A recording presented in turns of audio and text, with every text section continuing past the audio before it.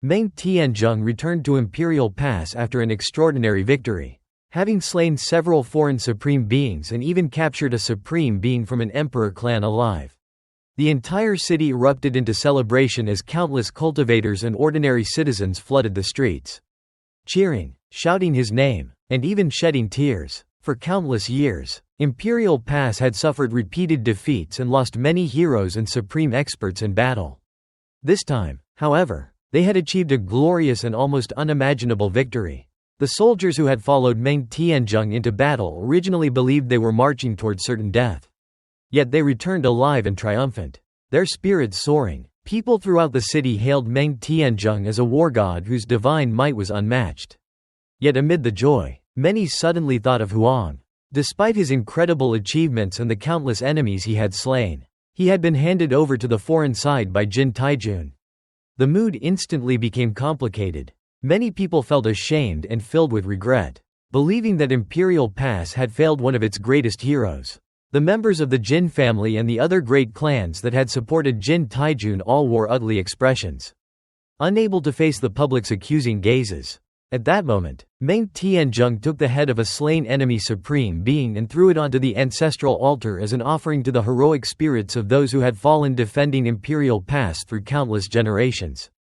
This act deeply moved everyone. The descendants of the fallen heroes trembled with emotion, some even choking back tears. Meng Tianzheng had finally avenged their ancestors and washed away years of humiliation by killing enemy supreme beings and capturing a descendant of an undying king. However, Meng Tianzheng then sighed and uttered, "What a pity, Huang." His voice was filled with regret and anger as he looked directly at Jin Taijun. The entire crowd felt even more ashamed. Everyone knew that Huang had made tremendous contributions and possessed the mysterious wooden chest desired by the foreign undying kings. Worse still, they remembered how Huang had been imprisoned and wounded within Imperial Pass itself. Yet he had never bowed his head. His fate in enemy hands was almost certainly doomed. Jin Taijun defended herself, claiming that sacrificing Huang had earned Imperial Pass 500 years of peace because the creatures beyond Heaven Abyss would not descend during that time. As she spoke, Meng Tianzheng's injuries suddenly erupted. He coughed up blood and nearly collapsed, revealing that his great victory had come at a terrible cost.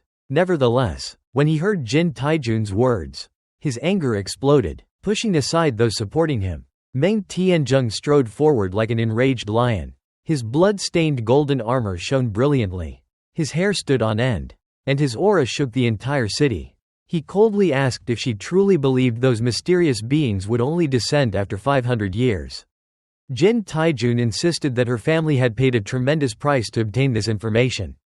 Meng Tianzheng immediately refuted her. He declared that she was completely wrong and that the creatures beyond Heaven Abyss did not care about the passage of time. They only wished to see whether the people of Imperial Pass possessed the courage and determination to fight to the bitter end. Only when everyone resisted with all their strength and continued battling even in the face of destruction would those beings possibly appear.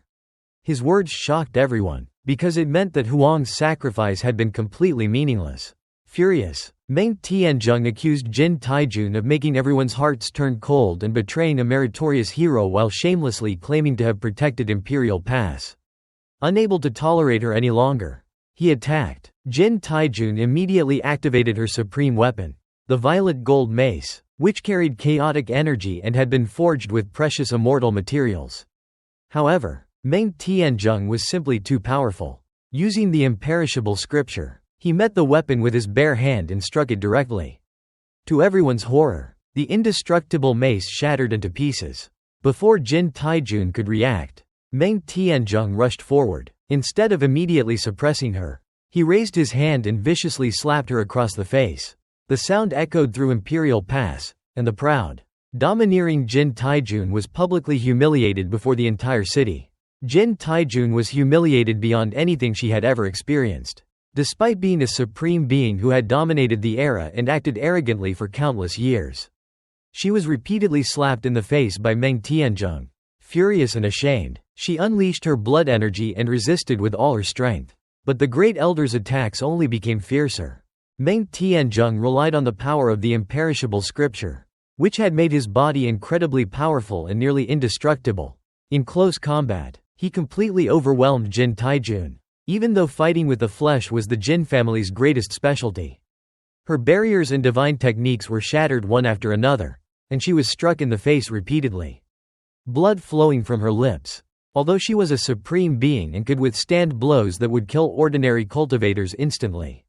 The humiliation was unbearable. Everyone present was stunned. No one could believe that a supreme being could be treated in such a manner.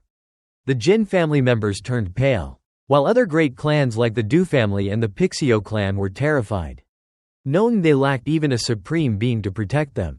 In contrast, the younger generation, including the heavenly horned ant, Qing Yi, and the 10-crown king, felt immense satisfaction seeing Jin Taijun finally punished. Meng Tianzheng continued attacking and questioned whether Jin Taijun had truly known nothing about the ancient realm's rules or had deliberately sent Huang there. He declared that Huang was the only person to successfully walk the path of using the body as a seed, giving hope to everyone, and that handing him over to the enemy was an unforgivable crime. He even suspected that she might be the hidden traitor of Imperial Pass. Jin Taijun denied everything and accused him of slander, secretly asking immortal Wang to assist her. However, Meng Tianzheng ignored her protests and continued suppressing her. Although he was seriously injured, his physical strength and divine abilities completely dominated her. Her cheekbones cracked, teeth flew out, and she suffered repeated humiliating slaps. Eventually, immortal Wang intervened and used the legendary chaos calming art, one of the 3 greatest sword arts of all time. A terrifying primordial spirit sword core emerged from his forehead and attacked Meng Tianzheng. However, to everyone's shock, Meng Tianzheng directly confronted the sword core with his bare hands and showed no fear. At the same time, he nearly sealed Jin Taijun and then delivered 36 consecutive slaps to her face in front of everyone. Blood and teeth flew everywhere, completely destroying her dignity and reputation. Everyone understood that after this day, Jin Taijun would never again be able to command others with the same authority. Immortal Wang launched another attack with the sword core, but Meng Tianzheng remained unshaken and countered it head-on. Realizing the situation had gone far enough, Elder Qing Mu stepped forward to mediate. Immortal Wang finally withdrew his sword core and stopped fighting. However, Meng Tianzheng remained resolute. He declared that Jin Taijun must be sealed and interrogated because everything related to her needed to be thoroughly investigated. He insisted that the hidden traitor within Imperial Pass had to be uncovered, no matter the cost. After receiving one final slap, Jin Taijun was sent flying into a city wall and collapsed, completely unable to move. Her injuries were devastating, and she was sealed. Part of her original form was exposed, revealing golden bone horns and mysterious patterns on her forehead. Meng Tianzheng then asked who was willing to help him interrogate her. Meanwhile, in the foreign lands, a bronze prison carriage slowly crossed the endless golden desert. The setting sun dyed the sky red, creating a magnificent yet sorrowful scene. Inside the carriage, Shi Hao had become a prisoner. Heavy chains and supreme being restraints bound his body, leaving only his head exposed. Surrounding him was an endless foreign army, but the atmosphere was silent and oppressive. The foreign side had suffered an unprecedented defeat. Supreme beings had died, and even an emperor clan member had been captured. No one dared speak. As the army crossed heaven abyss, they suddenly stopped. Before them stood several towering figures hidden within primal chaos, along with a gigantic ancient altar that had not existed before. On the altar sat ancient beings surrounded by fragments of time, their appearances indistinct and mysterious. Some recognized them as the same beings worshipped in their ancient temples. The entire army immediately knelt and paid respects to the undying kings. Even the beasts and mounts bowed reverently. Only Shi Hao remained standing inside his prison carriage. The undying kings then ordered the army to withdraw. Soon after, a terrifying pressure descended, making everyone struggle to breathe. Suddenly, the undying kings roared and attacked heaven abyss together. Countless great banners emerged to protect the army while several enormous hands and divine weapons struck toward heaven abyss, seemingly attempting to tear it apart. Among these weapons was Anlin's legendary spear, the weapon that had once pierced the heavenly horned ant of the Vicious Ten. The entire army watched in shock as heaven abyss trembled violently under the assault.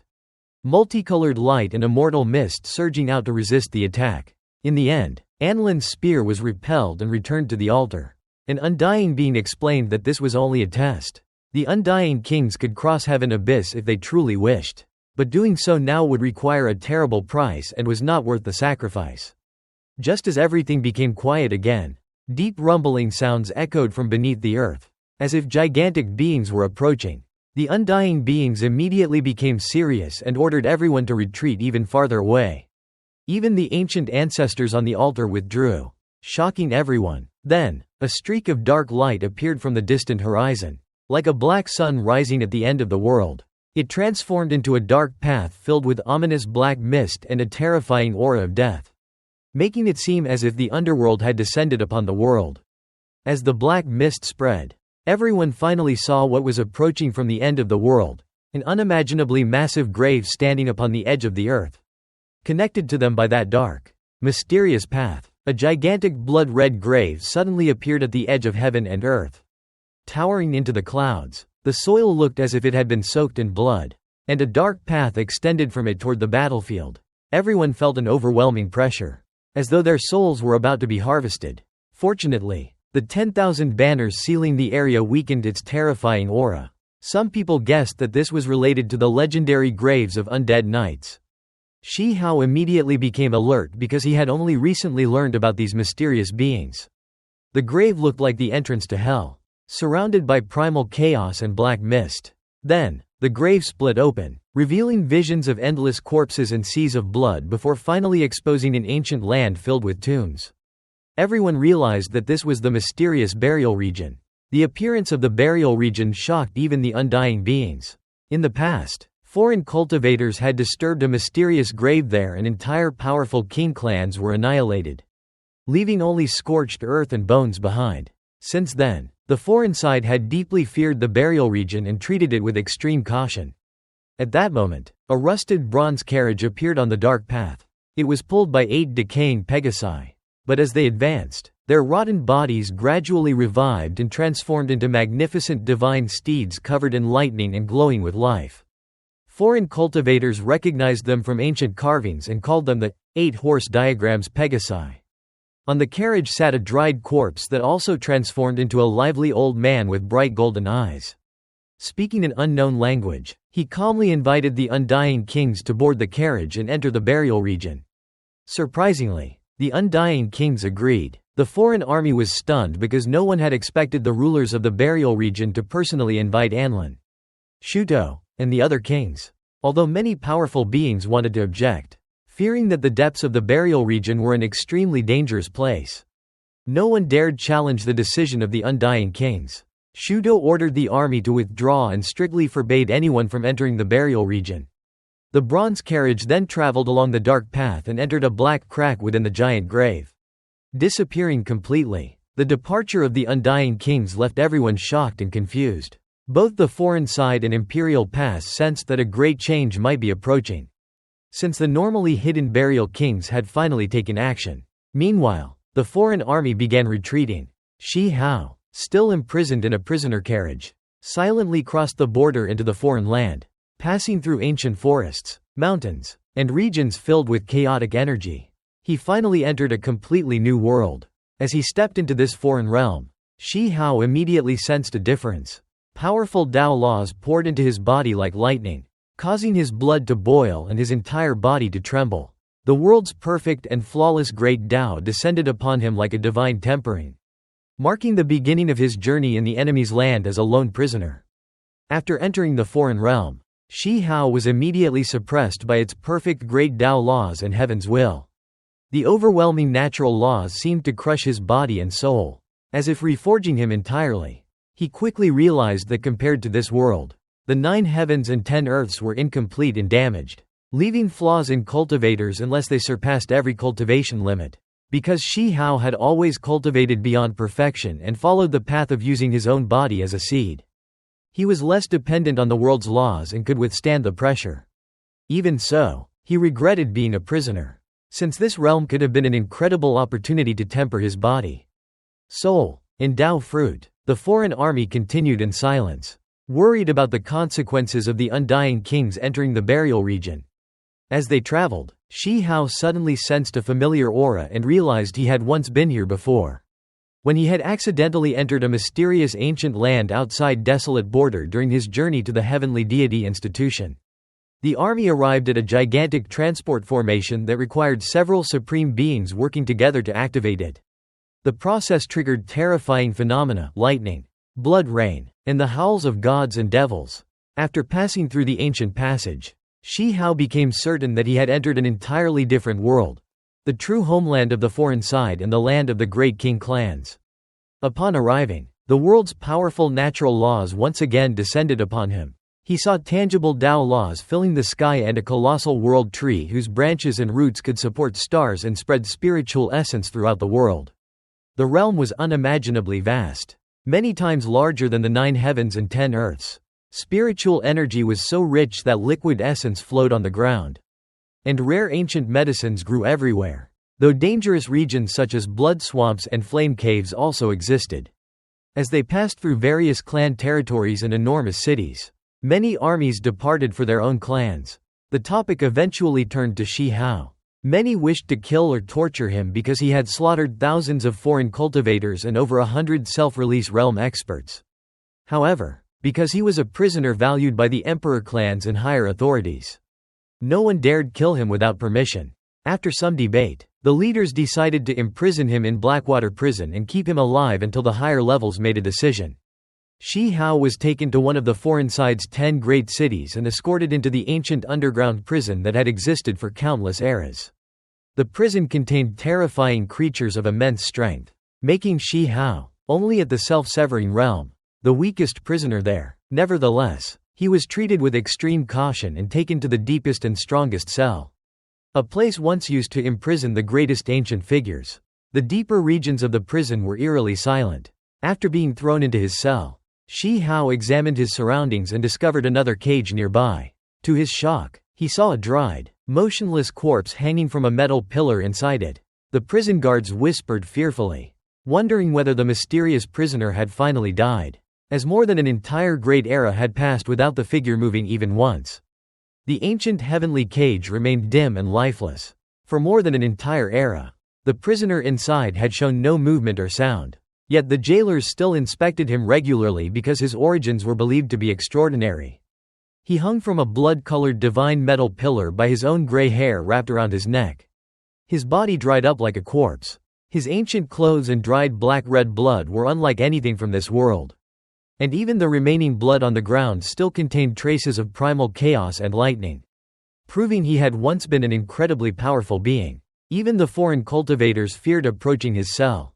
After imprisoning Shi Hao, the jailers mocked him, saying that countless heaven-defying geniuses had been locked there and eventually turned to dust. Some even suggested placing him with other terrifying prisoners. Before leaving, they activated only the lowest level of the prison seals. Shi Hao quickly discovered the horror of the Blackwater prison. A cold, sinister force filled the prison, and black dewdrop-like liquid appeared on the walls.